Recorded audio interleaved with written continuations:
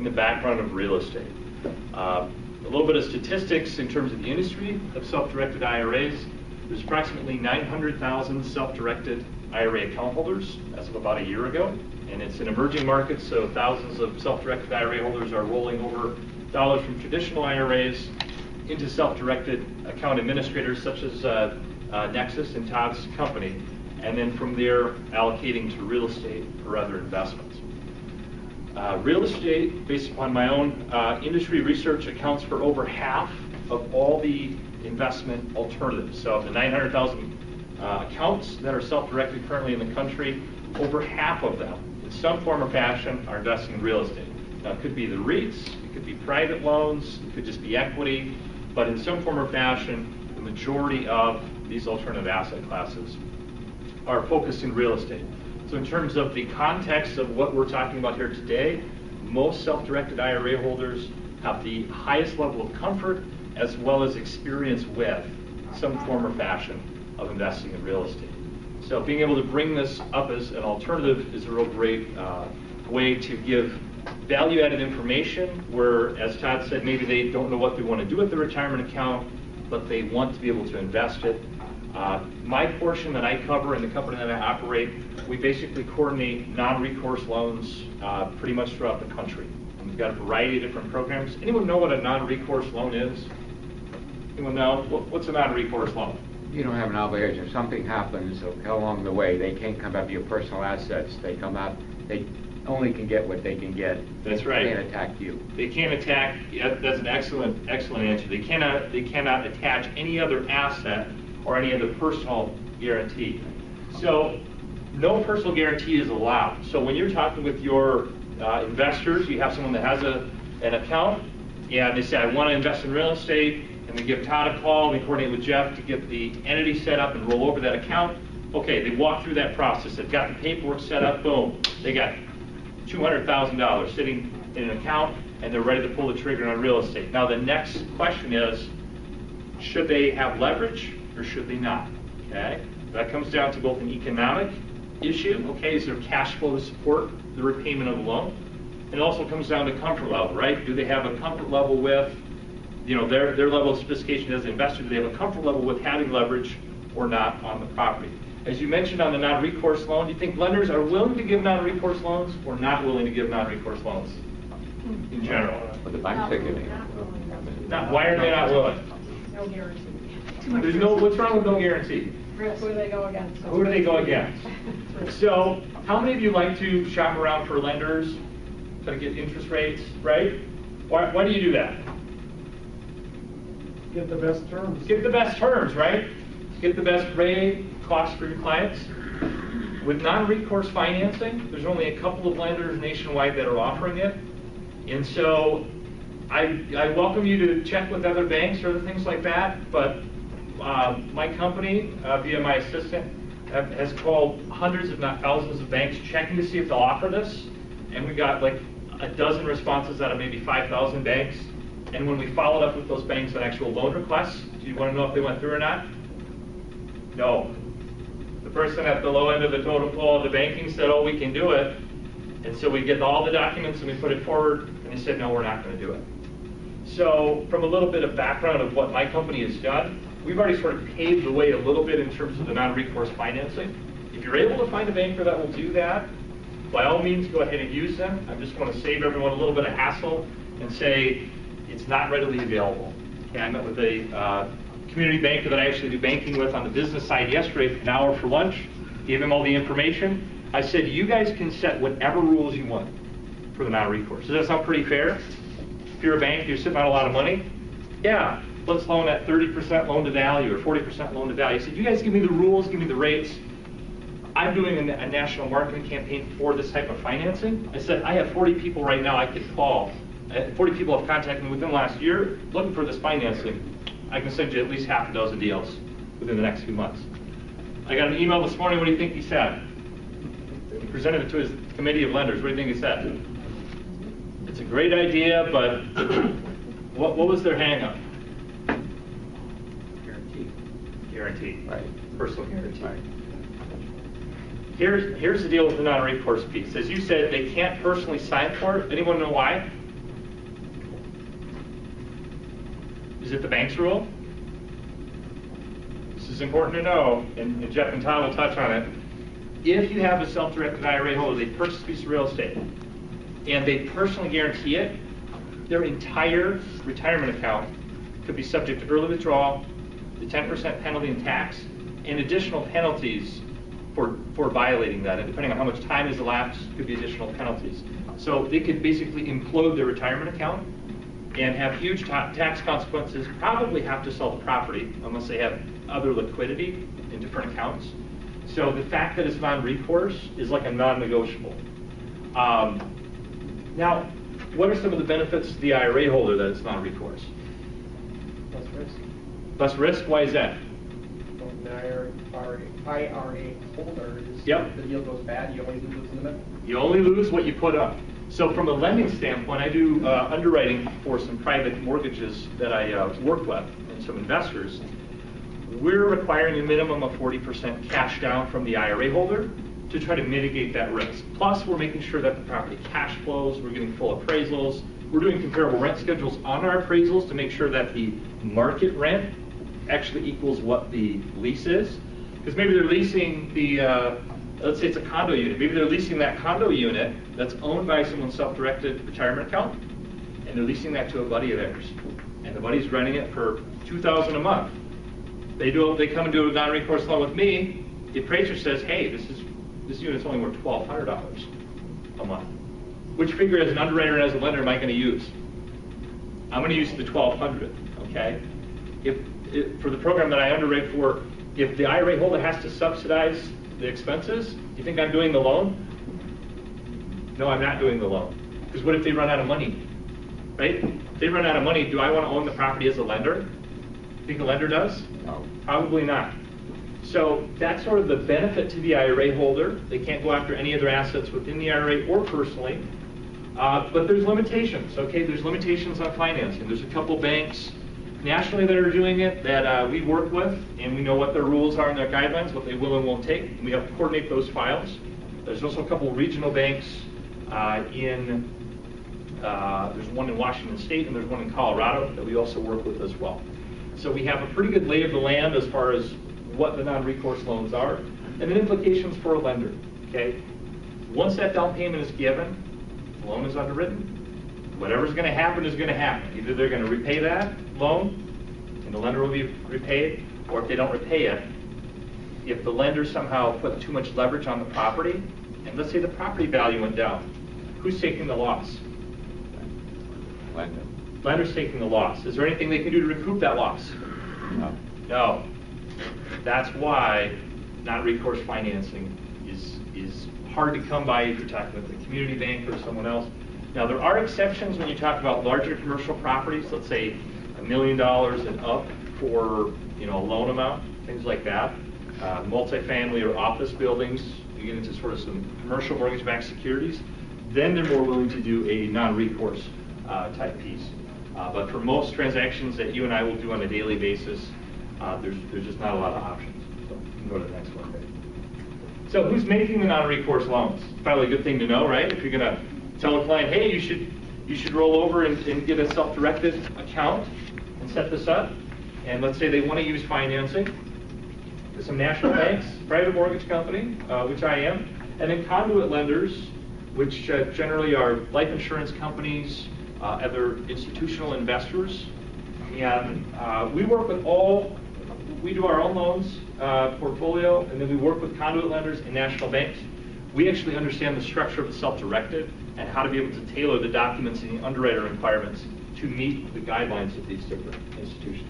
Okay, you might call a bank and they say, no, we can't do the deal, but you call our office and you give us the specs on the financials, and we can perhaps, depending upon the financial structure, a way to be able to make the deal happen because we understand the guidelines of what the banks will and will not take. Okay, so we are a little bit, more of an advisory type role of how to structure a non-recourse transaction. For conduit lenders, probably the most popular request that we get at our company is for multifamily. Has anyone heard of multifamily sort of heating up a little bit? With rents on the rise, vacancies down. The lowest loan amount that we have for a conduit is currently $750,000. but we can go up to 75% loan to value. Any loan amounts below $1 million, generally 60% loan to value is sort of the maximum. Okay, so you get up into the higher dollar range, usually you can get a little bit more in terms of leverage. So we can go to the next one. So how many people in here try to pre-qualify clients? Is that a good idea? Why is that? Waste your time. Waste your time. What if the loan doesn't work? I hear some giggles, I see some smiles, right? That's not a good scenario. Because if the financing doesn't work, what does that mean to you as an agent? Yeah. Even if you can salvage the deal, your borrower has to go to another lender and do what? Go through the whole process again. So do you have to coordinate stuff with the other lender? So now that sort of drags out when you get paid, drags out your workload, okay? So I put this up here, and for some of you may say, well, this is, I'm not a finance person, I don't need all this technical stuff. I'd be glad to send any of you that want this information. It's also found on our company's website. But if you can help your borrowers by just giving them these or helping them to pre-qualify based upon these requirements, you'll be like 3 or 4 steps ahead of anyone that contacts our office. Because most of the folks that contact our office, they're asking for this information, okay? And so 1 to 4 family investment properties, depending upon the property type, normally condos are limited to like 50% loan to value because they're a little more risky as a property type. It's more like 50%, up to 65%. Normally single family homes sometimes can do up to 65% loan to value. Any 2 to 4 unit properties are generally limited at 60%. The reserves, 15 to 20% of the loan amount in reserves. What do you think we have that? What do you think that's necessary? It's not recourse, right? If I'm a lender, do I want the IRA to run out of money?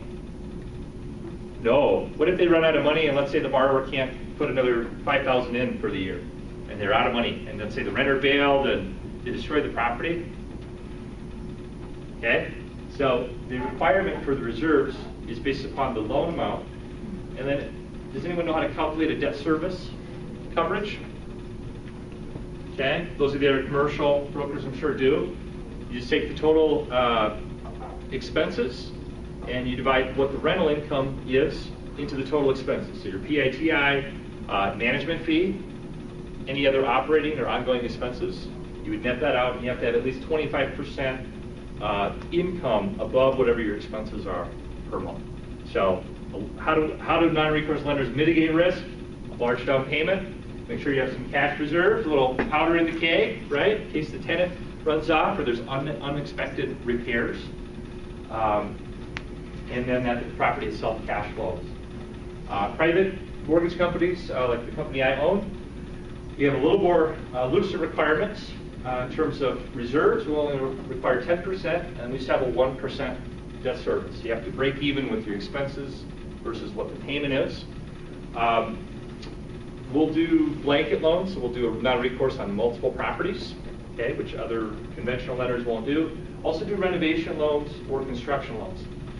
I've gotten numerous calls from clients. We've done a lot of loans where someone bought a property in their IRA and it wasn't finished. I got a call from a gentleman we did a loan for. He bought a condo that was stalled construction in his IRA for cash. Did you think he had enough money to finish the completion of the condo in his IRA? He did not, okay? He was not talking with Todd or Jeff to proverbially slap him and say, why would you spend that much money and then not have enough money to finish the condo? Can you rent out a condo that doesn't have drywall or flooring or appliances? But wait, you dropped a couple $100,000 to do that, right? So that's the kind of, it sounds silly, but when Todd said one of the biggest hindrances is that people go it alone, some of the loans that I do here is more like cleanup stuff, where it's like they didn't quite have enough or they didn't know what they were doing, they sort of stumbled into it. And so rather than the person just selling the condo non-completed and taking a $50,000 loss, whatever they take, they just contact us. We did a short-term loan, and then they ended up refinancing. So blanket loans, we'll do renovation loans like a investment, purchase and improvement, and then resell the property, or new construction. And we'll all do these all on a non-recourse basis. As of now, our company is the only one nationwide that's doing that. Our loan amount limits are $200,000 maximum for this program. Okay, so we're not doing the higher dollar commercial stuff because we're just working with individual investors. And normally we're doing shorter term stuff, not more than maybe 5 or 7 years for that program. So go to the next one. Lastly, we have conduit lenders. For those of you that are doing the larger, more expensive commercial properties, normally up to 75%, could be 80% loan to value for multifamily on the non-recourse.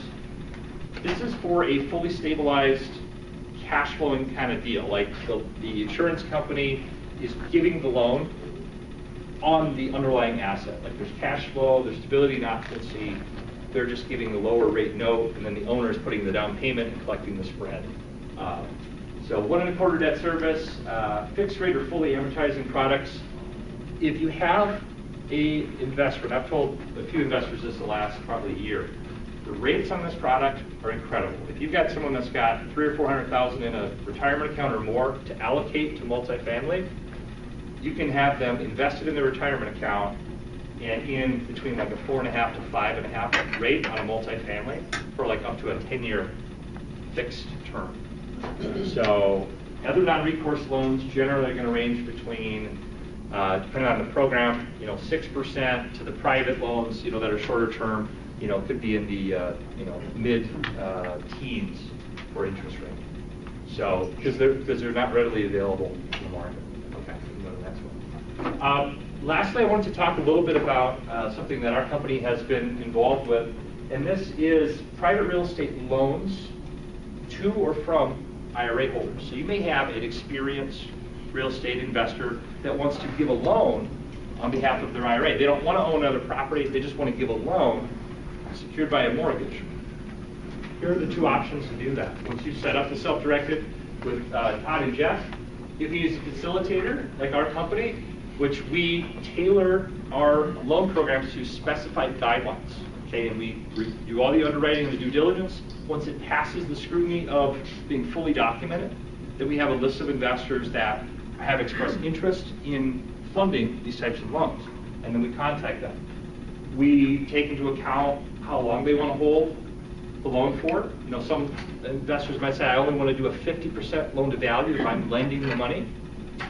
So we do it based upon their risk tolerance and investment time horizon criteria.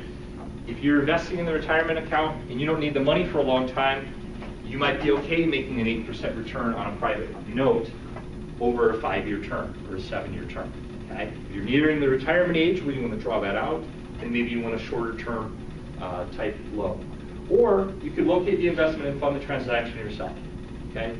So the biggest sort of downfall that you're on your own as a self-directed investor could be an asset if you have an investor that's sophisticated enough to be able to do that. So our company works facilitating private investors if they want to borrow the money or lend the money based upon our predetermined guidelines. Some pitfalls to avoid. Yeah. On that type of thing. Yes. If you do that. Yes. Rates are above prime, or for instance, what kind of rate would you be lending that out at? Would someone want to do that with? It depends on the program. Okay, there's a couple different programs that we have. Generally, it's an 8% interest rate that's paid out to the investor, and then there's normally some sort of spread, between 3 to 5% above that. That's the note rate to the borrower. Yeah. So that's a great question. In two, we've had clients where, let's say you have a borrower. Let's say you have a borrower that has a self-directed and they want to purchase a property. Okay, they've got $300,000 or $200,000 in the retirement account. They want to purchase a property for whatever reason. Let's say our company can't get them a non-recourse loan. They can't find a non-recourse loan elsewhere. Our company could serve, if you wanted to, our company could serve as an advisory to the seller to help underwrite the transaction and set up some sort of owner financing with non-recourse loan documentation so that it's IRS compliant. So you might have an investor that wants to invest with their self-directed. You have a seller over here that would be willing to carry paper on a non-recourse basis. we could assist the seller in coordinating the underwriting to make sure that the cash flows, there's enough down, you know, what's standard for non-recourse, make sure the seller understands that, and we could also coordinate that transaction. Some pitfalls to avoid: lending to disqualified persons or accounts. Anyone that is related to you, either parents, grandparents, kids, or heirs, are disqualified persons. So what someone can't do is say, take their self-directed account, purchase a home, let's say in Burnsville, and then let their adult kid live in the house. Okay? Why can't you do that? Anyone know? The IRS says that you cannot gain a personal benefit from the investment purpose of the account. A good way to think about an IRA, anyone familiar with like a trust account or a trust? What is a trust?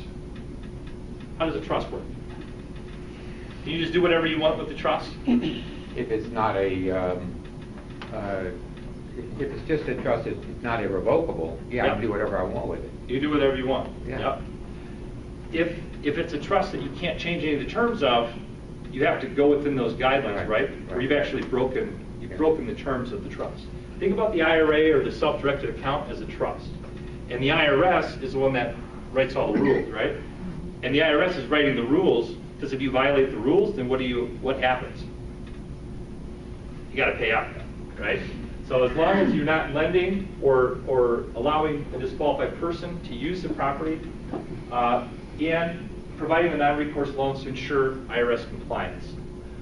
Our company uses Jeff to draft all our non-recourse loan documents, because what I will not have as the owner of Island View is I will not have a borrower come to me and say, you gave me a loan to my IRA that was supposed to be non-recourse and it wasn't. Okay?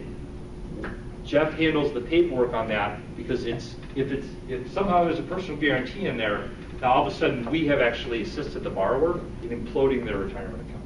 Okay, so the fact that it's non-recourse is absolutely critical, and again, that's why we use Jeff to draft all those documents to ensure that. So that's all I had. I'll go ahead and turn it over to Jeff.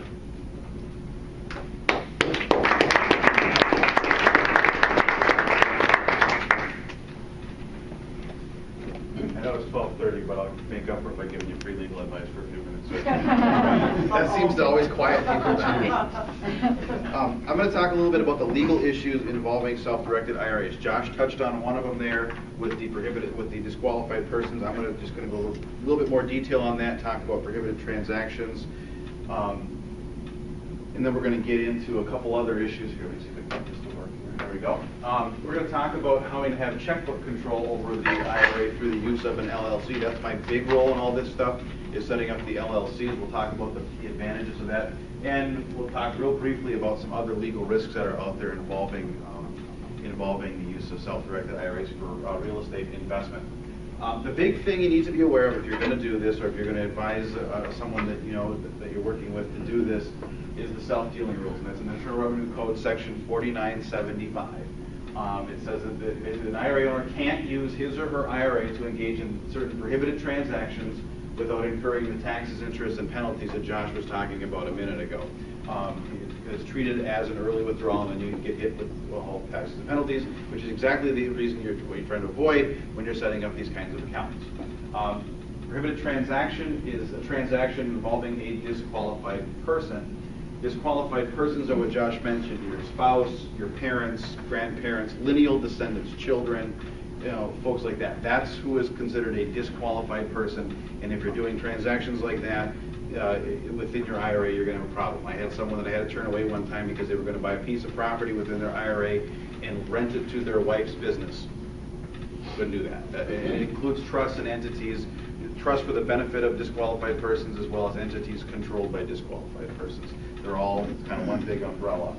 And by the way, if anybody wants, I got cards up here if you want to leave your cards. If you want these slides, because I have to go through kind of quickly because of the time involved, I'm happy to do that. Some of this gets kind of small type, but you get to see some kind of the examples of prohibited transactions. You get a sale or exchange, leasing of any property between a plan and a disqualified person. The example I just said, lease the property to your wife's company for using their business, that's a problem. Transferring income of the assets of the plan for the benefit of a disqualified person. Receipt of any consideration for a own personal account. This is one that gets into a problem with, I've had the question before, well, how about if I buy a piece of property in my IRA and then I'll represent the buyer as an agent and sell it to them and then I can get a commission? No. You can't have personal benefit of transactions involving your IRA. This is just the text of the Internal Revenue Code section, but like the main ones you have to remember, the lineal descendants, grandparents, parents, kids, okay?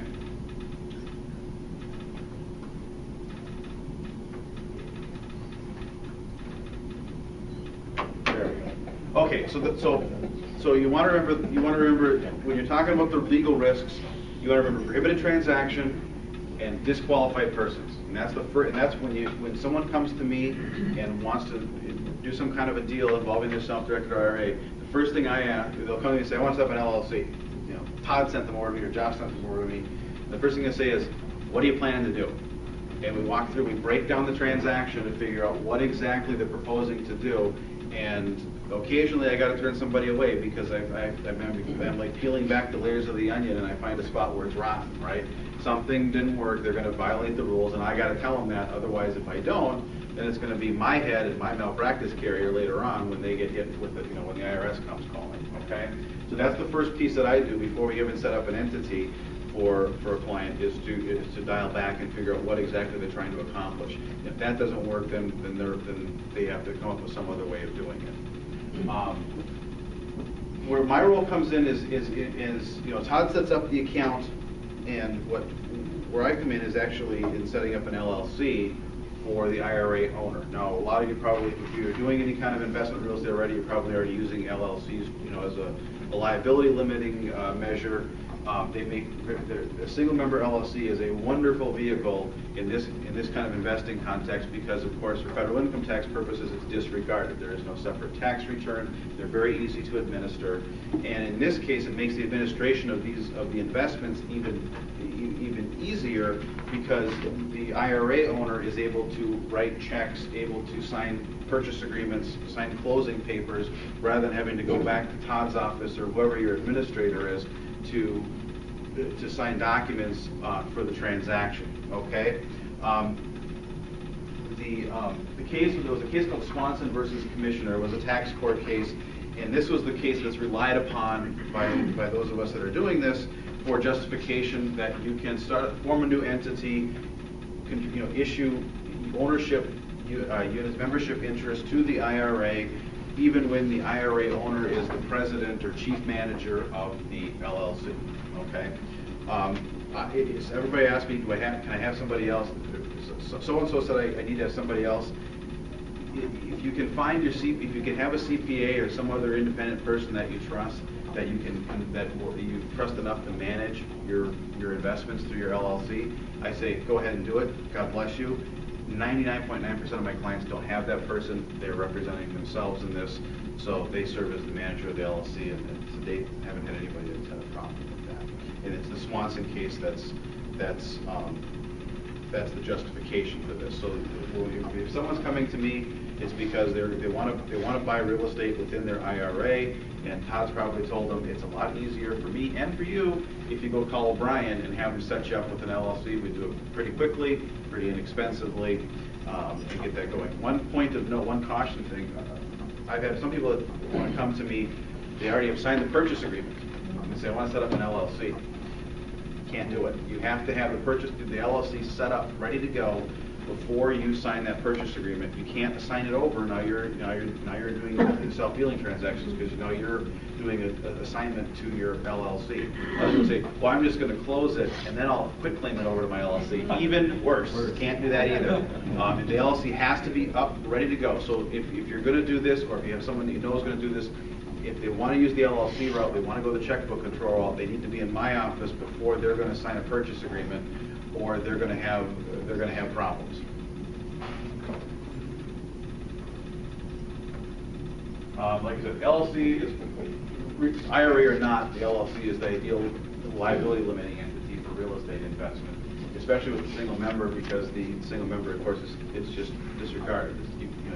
There's no separate tax return. It's just everything goes onto your personal return.